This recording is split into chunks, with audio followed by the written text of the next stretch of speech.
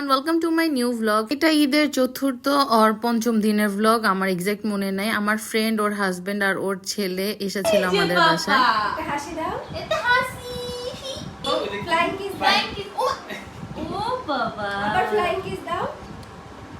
আফরোজার বাসা যেহেতু সাভারে, ও এর আগে একবার বাচ্চা পেটে নিয়ে আমার বাসায় ছিল এক রাত। এখন ফুল ফ্যামিলি সহ ওরা এক রাত ছিল আমাদের বাসায়। ওদের সাথে আমাদের তেমন কোনো ঘোরাঘুরি হয়নি, শুধু বাসায় ছিলাম আমরা। তো এরপরের দিন সকালবেলা ওরা যখন বের হয়ে যাচ্ছিল, তখন আমরা ওদের সাথে বের হয়ে যাই। আমরা চলে যাই হলো বেড়িবাঁধে। বেড়িবাঁধের এই ভর্তা ভাত তো সবারই খুবই পছন্দ। আমরা অনেক দিন হলো যে খাওয়া হয় না, তো সেদিন ডিসাইড করে যে আমরা সেদিন ভর্তা ভাতই খাবো। অন্যদিকে আবার আরদিদের অফ ডেও ছিল, তো বাসায় থেকে বোর হব, এই জন্যই মেনলি বের হওয়া।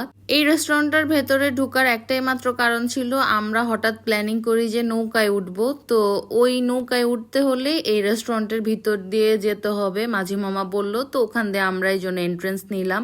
এই রেস্টুরেন্টের ভেতরে ঢোকার আগে দিয়ে দেখলাম যে একটা এন্ট্রি ফি নেয় ওরা। প্রায় অনেক দিন পরে আমরা বেড়িবাঁধ আসছি। বেড়িবাঁধে আসলে আমরা নৌকায় উঠি আর ভর্তা ভাত খাই, এই দুইটা জিনিস মাস্ট। এই নৌকায় 1 ঘন্টা ঘোরার জন্য আমরা 200 টাকা দিয়েছিলাম। এখানকার এই সাদা ব্রিজটা আমার এর আগে দেখা হয়নি, তো আরদিকে বললাম আরদিদি একটু ছবি তুলে দিই, দেখেন না পোস্টটা কি দিচ্ছে।